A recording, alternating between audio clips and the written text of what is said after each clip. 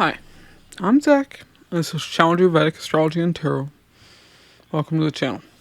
So, today we're going to be talking about the true meaning of Punarvasu. And if you like my videos, be sure to like and subscribe. It really helps out me in the channel. And if you'd like a Vedic Sidereal birth chart, a personal reading, or a consultation, links to those will be in the description box and the comments below. Alright, so Punarvasu. This is a nakshatra ruled by Jupiter. And it takes place from 20 degrees of Gemini until 3 degrees 20 arc minutes of Cancer.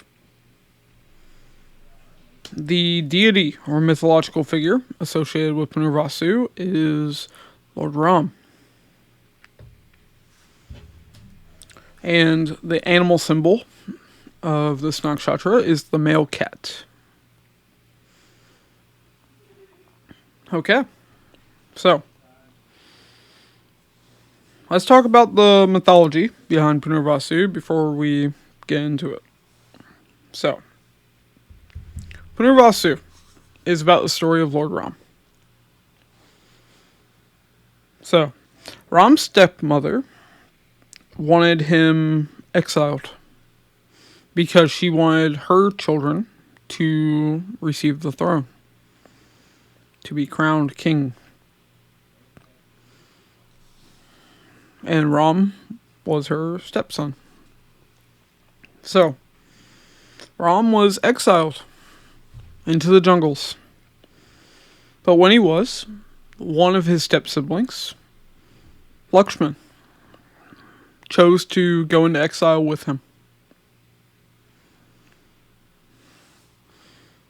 Now, Ram ended up winning an archery contest, and when he did so, he won the hand of his wife.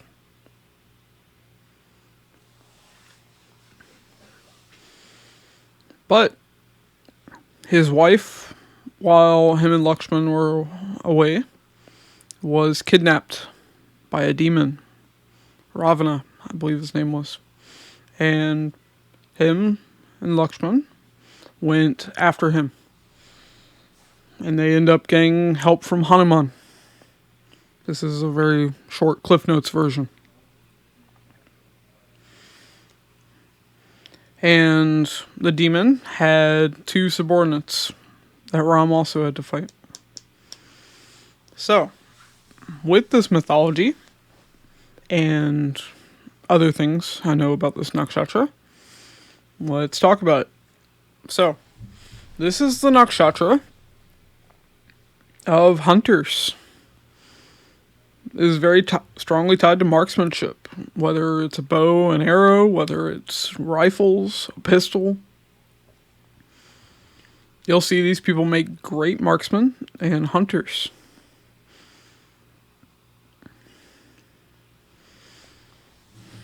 Punarvasu people from the age of 19 to 33 will feel like they are imprisoned or in exile. They'll feel lost in life, or they will literally be lost in life. It's not until that 33rd year when that comes to an end, and 34 is when their rise begins, when they ascend to that throne and become king again. Just like what happened with Ram. Punarvasu people have repeated failures in life because this nakshatra is the return of the light. It's like a bow and arrow. The arrow is shot from the bow, and then it returns back to the quiver. So these people repeatedly fail in life, over and over. They can never succeed at something the first time. It'll never happen. Not anything big that they really want. So you'll see that this is the nakshatra of the hero who fights to save the princess. My favorite example of this is Link from Legend of Zelda. If anybody's ever played those games, Link is reincarnated over and over, multiple lifetimes, having to fight the Demon King Ganon to save the princess. On repeat. So this is the nakshatra of heroes. Especially lighter heroes. Ardra is darker heroes, like Batman. Whereas Punarvasu is more like Link from Legend of Zelda, or Robin Hood.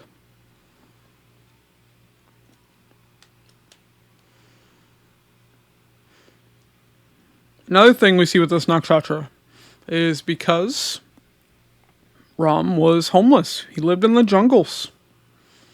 You'll see these people want the comfort of home.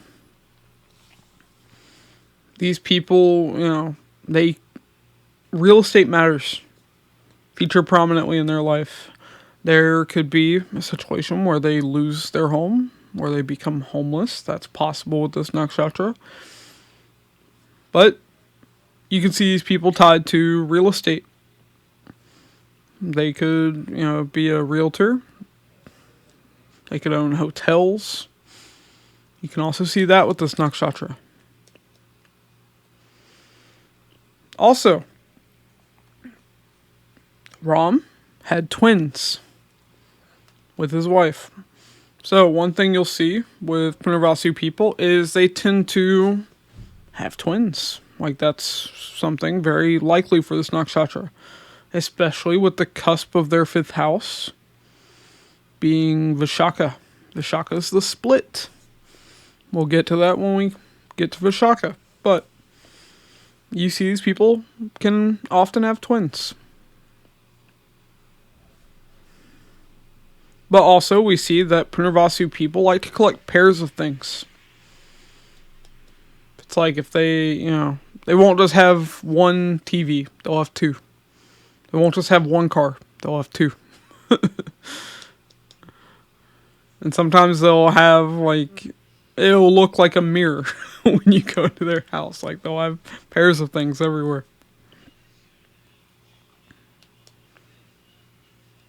Another thing is Ram's children became they kind of had animosity towards Ram because he abandoned their mother later in life. So, you'll see that a Punarvasu person's children will become their rivals in their career or in their business. They may not necessarily be enemies, but they, like for instance, if you're a tailor, maybe your child becomes a tailor too and becomes a business competitor. Like, those are the kinds of things you can see with this.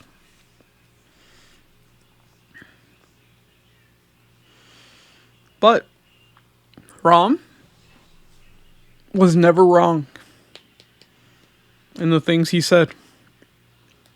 Now, don't go thinking that means a Punarvasu person's never wrong. No, they wish they were never wrong. No. Punarvasu people tend to think they know it all. So, this is the know-it-all nakshatra. Hopefully they mature and overcome it. But Punarvasu people have a strong tendency to be know-it-alls. Another thing, Ram had 3 enemies. The Demon King and his 2 subordinates. So, you see a Punarvasu person will have 3 enemies in life. 1 greater enemy and 2 lesser enemies. That will always be there. A Punarvasu person has to fight battles. They have to be that hero. This can be something as simple as getting into a fist fight when they're a kid. And later in life, this can be like court battles. Or corporate takeovers or something. So we also see that. But Punarvasu person will always have one loyal sibling or friend that stands at their side, just like Lakshman did for Ram. And they will also have one person that's very devoted to them, just like Hanuman was devoted to Ram.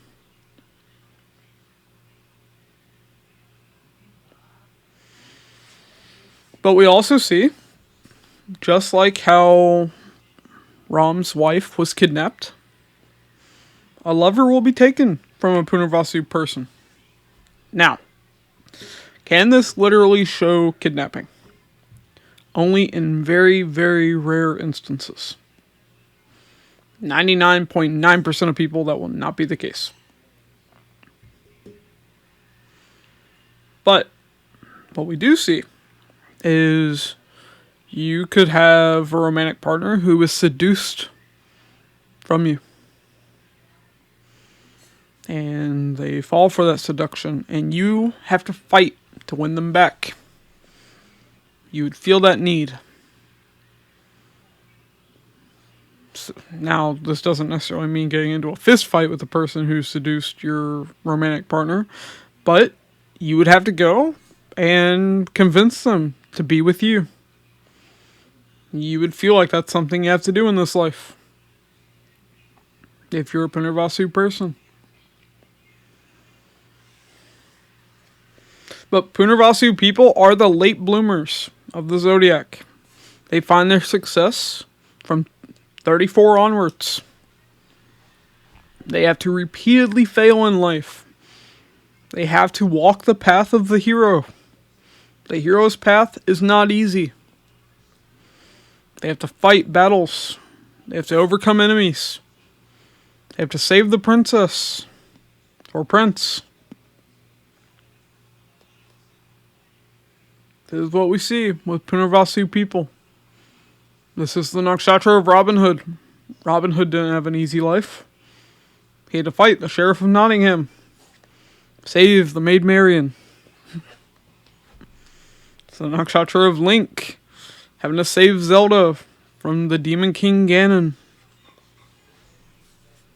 You see this story play out over and over again. Different video games, different mythologies, different historical accounts that repeat of Punarvasu.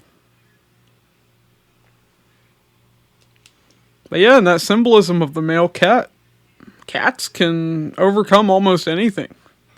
I mean, if a cat falls off a building, a cat will still be able to get up and keep going.